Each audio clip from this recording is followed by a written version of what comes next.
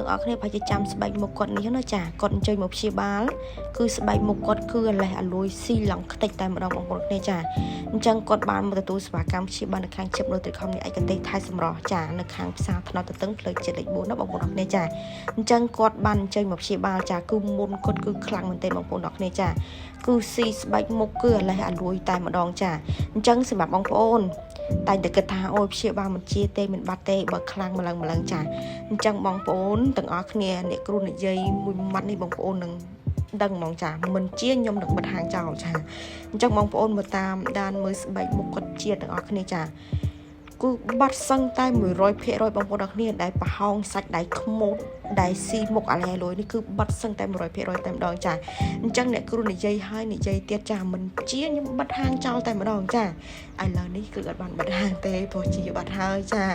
អញ្ចឹងបងប្អូនអរគ្នាមើលទៅចាអញ្ចឹងសម្រាប់បងប្អូនមានមុនមានស្នាមមានជួមមានដាច់រយមុខអត់សមមុខអលងចាប្រភេទមុនកប់មុនសាច់អាឡែស៊ីមុខ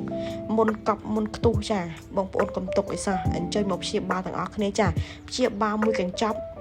ព្យាបាលមួយឈុតធានាជូនបងប្អូនឲ្យជាដាច់ស្អាត 100% មិនជាមិនបាត់សងបងប្អូនវិញមួយគុណនឹង10តែម្ដងចាអញ្ចឹងបងប្អូនចង់ដឹងព័ត៌មានច្បាស់បងប្អូនអាចតាក់ទងមកតាមលេខទូរស័ព្ទឬក៏ page Facebook ខាងក្រោមនេះបានចាព្រោះទីតាំងខ្ញុំផ្ទាល់នេះគឺនៅខាងផ្សារថ្នោតទទឹងផ្លូវជាតិលេខ4ចាបងប្អូនមកពីផ្លូវ41ឬក៏51បងប្អូនអាចអញ្ជើញមកដល់ខាងផ្ទាល់បានដើម្បីឲ្យអ្នកគ្រូពិនិត្យមើលស្បែកមុខបងប្អូនទាំងអស់គ្នាចា